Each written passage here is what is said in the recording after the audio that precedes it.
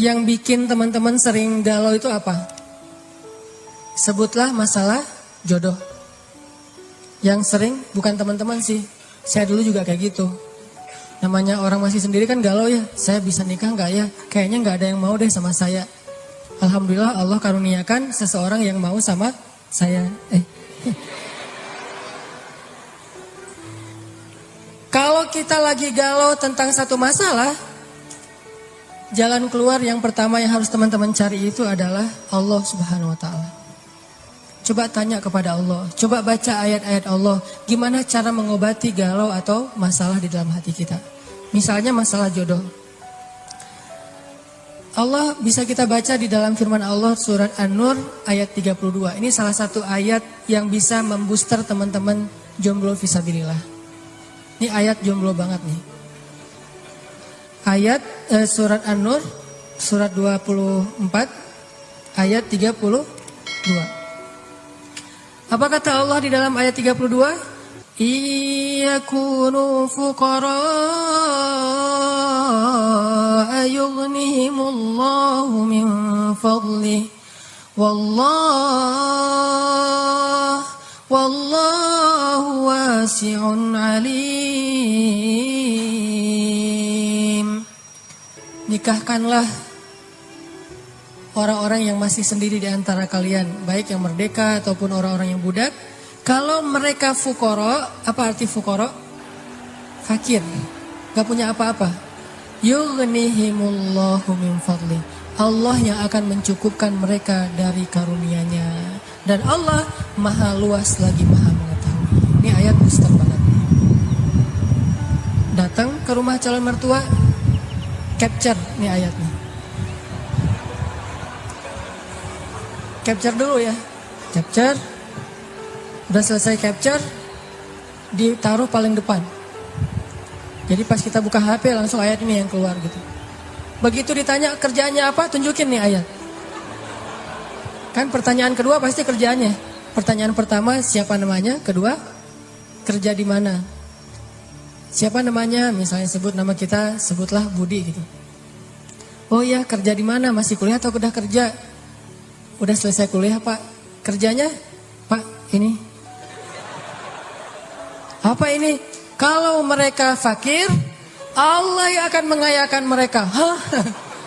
Ngeri juga udah pakai ayat ya. Dan Allah maha luas lagi maha mengetahui Pak. Itu juga saya dengarnya dari Ustadz gitu ya. Oh benar juga nih ayat ya. Terus gimana anak saya dikasih makan apa? Allah yang kasih makan bukan saya. Anak bapak dan saya, bapak semua kita nih pemakan rezeki bukan pemberi rezeki. Gak ada satupun kan di antara kita pemberi rezeki. Semua kita ini pemakan rezeki, pemberi rezekinya Allah. Dan ini ayat modal saya banget untuk nembak si dia. Kan saya dulu nikahnya nikah ngutang, maharnya aja ngutang ke sebelah. Tapi bilang ngutangnya jangan pas awal, nanti aja kalau udah deal baru ngutang. Udah setuju nih, kita nikah ujung-ujungnya, boleh utang dulu. Ternyata Allah mudahkan setelah itu. Justru setelah saya nikah tuh kan dulu saya kerja gak jelas ya. Memang gak punya kerja sih, bukan gak jelas. Nikah tuh gak punya kerja, gak punya simpanan apapun, gak punya bekal. Pokoknya modalnya modal surat An-Nur ayat 32. Itu modalnya, catat tuh. Kalau perlu jadikan status. Justru setelah menikah saya ngebuktiin sendiri gimana Allah maha menunaikan janjinya. Allah gak pernah ingkar janji. Kalau kita fukoro, saya emang dulu fukoro. Gimana fukoro? Gak tahu mau makan apa hari ini juga. Namanya mahasiswa di luar negeri. Tapi kemudian setelah selesai nikah Allah mudahkan dengan tiba-tiba saya dapat kesempatan menjadi petugas haji resmi. Bukan outsourcing gitu, resmi. Petugas haji resmi dari Depak selama 1 bulan musim haji dan itu lumayan penghasilannya. Pulang dari situ dapat tawaran untuk ikut audisi mengisi tilawah Al-Quran di salah satu televisi di Mesir. Yang ikut audisi itu banyak. Orang-orang Arab kan ngajinya bagus-bagus ya. Kelasnya udah kelas Al-Afasi, Al-Ghamidi, Toha Junaid yang keren-keren lah bacaannya, suaranya, hafalannya udah pasti keren. Saya ikut audisi tuh. Ternyata dari sekian ratus orang yang ikut audisi, yang dipilih cuma 5 orang min ajmalis saut atau as-saut adz-dzahabi, suara emas. Dan saya alhamdulillah terpilih. Entah gimana caranya, mungkin juri waktu itu juga lagi nggak dengerin saya, tiba-tiba dicontreng aja. Terpilih di antara 5 orang dari berapa ratus orang yang ikut audisi. Terpilih. Lalu dari 5 orang itu diseleksi lagi untuk ngambil 20 episode sekaligus. Yang lain cuma satu-satu episode. 20 episode siapa? Ternyata saya juga dapat dari 5 orang itu dipilih satu-satunya yang ngambil 20 episode di televisi. Alhamdulillah. Akhirnya ngerekaman, recording di TV, udah selesai gitu, nggak kerja selama 6 bulan. Mulailah kita keliling-keliling nggak jelas gitu di Mesir mondar-mandir kayak 99 cahaya di langit Eropa gitu.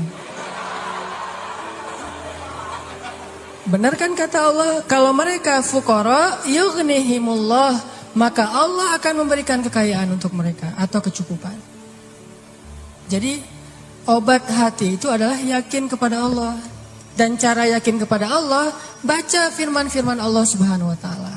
Allah berjanji di dalam banyak ayat untuk bisa menjadi iman, menambah faith, menambah keyakinan di dalam hati kita. Tinggal kita baca aja.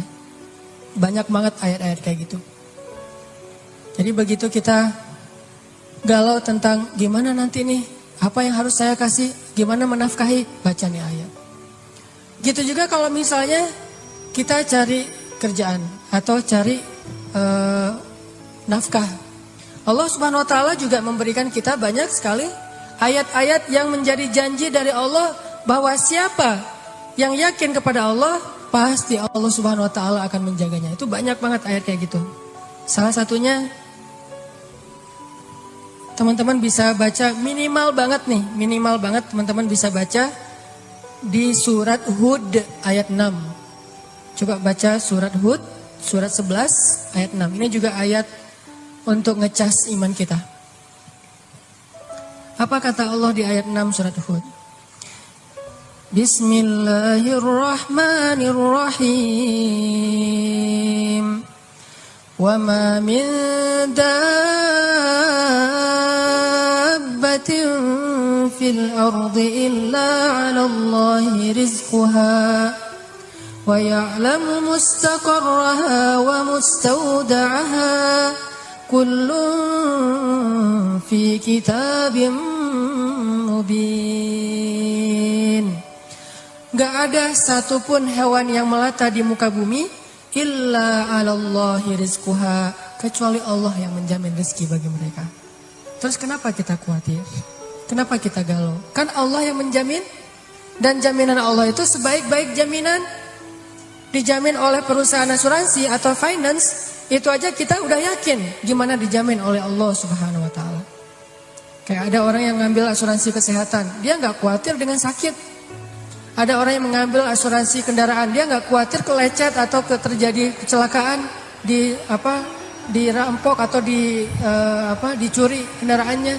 Ada yang total loss only misalnya atau all risk, dia nggak khawatir. Kenapa? Ada yang menjamin. Ada orang yang mengambil asuransi pendidikan, dia nggak khawatir dengan harga pendidikan yang semakin mahal karena ada jaminan. Kalau kita masih sering ragu dan sering khawatir dengan hidup kita, berarti kita nggak yakin dengan jaminan Allah Subhanahu wa taala.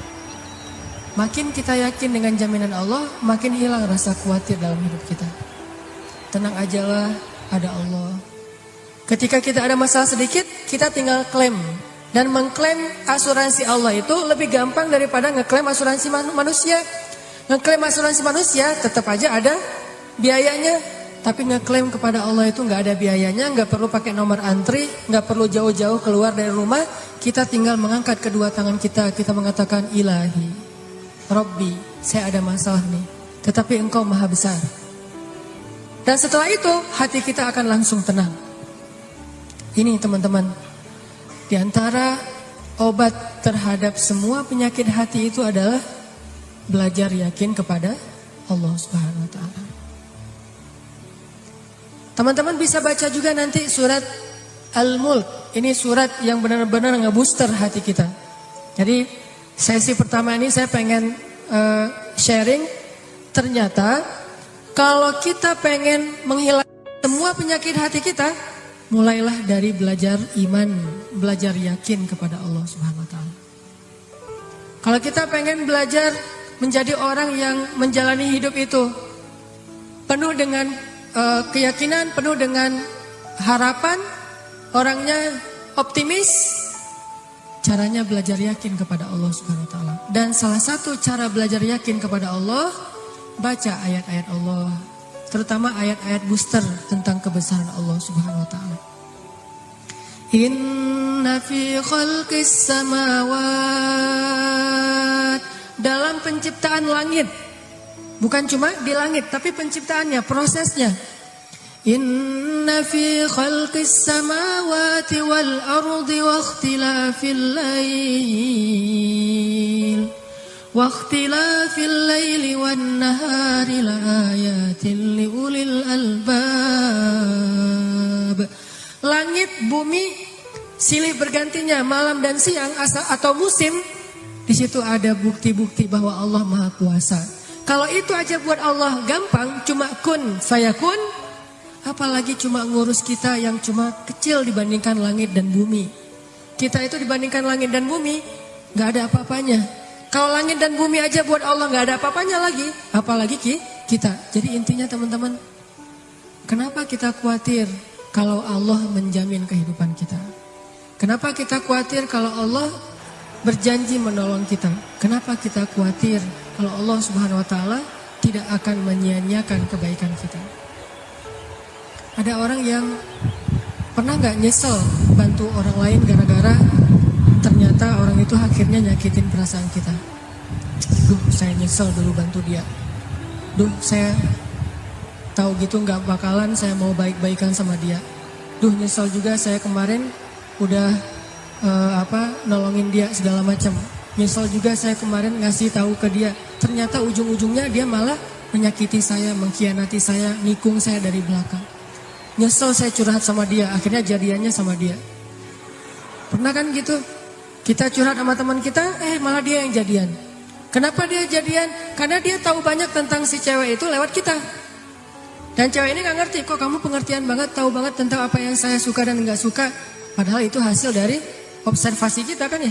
Kita udah observasi sekian lama, udah gitu kita curhat, dia tinggal ngambil hasil skripsi kita tentang si cewek ini nih. Dia pelajari, oh curhatnya berarti dia gak suka ini. Warna kesukaan dia ini, akhirnya ngasih kado ulang tahun warna yang dia suka. Jadian sama teman yang kita curhatin. Gimana? Apakah kita merasa amal kita jadi sia-sia? Enggak. Kalau kita bertransaksi dengan makhluk, mungkin sia-sia. Tapi kalau kita berdagang dengan Allah, gak ada yang sia-sia, sehingga tetap tenang. Lagi-lagi baliknya ke Allah Subhanahu wa taala. Begitu kita merasa dikhianati, disakiti, ditikung, dianggap bukan siapa-siapa, gak ada apa-apanya, kita tinggal mengatakan hasbi Allah. Bagi saya cukup balasan dari Allah Subhanahu wa taala, bukan balasan dari manusia. Ini teman-teman untuk sesi pertama tentang amradul qulub fi qulubihim marad. Salah satu penyebab kita sering gak nyaman dalam hati kita itu, dan kalau hati udah gak nyaman, pasti yang lain ikut gak nyaman. Coba, susah banget kan membedakan ekspresi wajah yang tidak sesuai dengan hati kita tuh susah. Tetap aja gak akan setulus kalau kita tersenyum dari hati. Senyum terpaksa itu beda banget. Kayak kita datang di acara nikahan mantan, diundang, kan kewajiban seorang muslim adalah memenuhi undangan. Terpaksa datang kan, pakai cadar, pakai masker kalau cowoknya.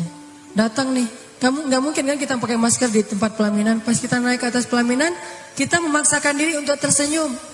Walaupun ini teriris-iris luar biasa gitu. Udah teriris-iris kayak dikasih jeruk lah gitu. Wah sakitnya. Udah gitu dia gandengan gitu. Pas kita mau salaman gemetar. Kenapa nih tiba-tiba panggung ini jadi kayak gempa gitu. Ternyata kita gemetar. Ini gara-gara apa? Kita pengen tersenyum tapi hati kita menjerit. Terlalu nyastra. Kita pengen tersenyum tapi hati kita terluka, kan gak mudah itu buat kita. Makanya hati itu mempengaruhi seluruh kehidupan kita. Benarlah sabda Rasulullah, kalau dia baik semuanya ikut baik. Kalau dia buruk semua ikut menjadi buruk, terpengaruh banget. Sehingga kalau kita pengen memperbaiki hidup kita, mulai dari